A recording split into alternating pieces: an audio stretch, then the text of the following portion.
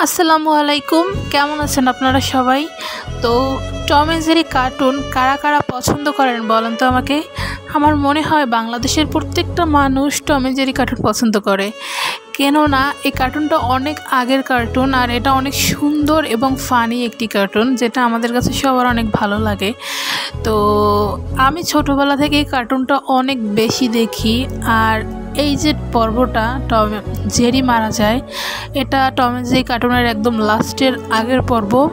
তো এই ভিডিওটা দেখে আমার কাছে খুবই খারাপ লাগছিল। কারণ কি জানেন, টম অ্যান্ড জেরি এদের কথা মনে পড়লে আমরা কি মনে করি যে দুষ্টুমি, মারামারি, ঝগড়াঝাটি এগুলোই আর কি। কিন্তু যখন জেরি মারা যায়, টম কিন্তু সব থেকে বেশি কান্না করেছিল এবং খুব বেশি কষ্ট পেয়েছিল।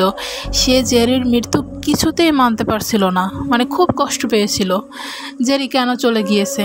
তো আমাদের জীবনে দেখবেন এরকম কিছু মানুষ আছে যারা বেঁচে থাকতে কখনোই মূল্যায়ন করে না, কিন্তু মারা গেলে বুঝে যে তারা কি হারিয়েছে। আমি আমার জীবনে অনেক মানুষকে দেখেছি যে সেই মানুষটা বেঁচে থাকতে কখনোই তাকে পছন্দ করতো না, তার সামনে নোংরা কথা বলতো, তাকে কথা শোনাতো, আরও অনেক খারাপ ব্যবহার করতো। কিন্তু যখন মারা গেছে তখন সে নিজেই আফসোস করে, কী করলাম। তো এইরকম কোনো কাজ আশা করি আপনারা করবেন না। কারণ কি জানেন, মানুষকে কখনো কথার আঘাত দিতে নাই। কথার আঘাত খুবই খারাপ একটা জিনিস।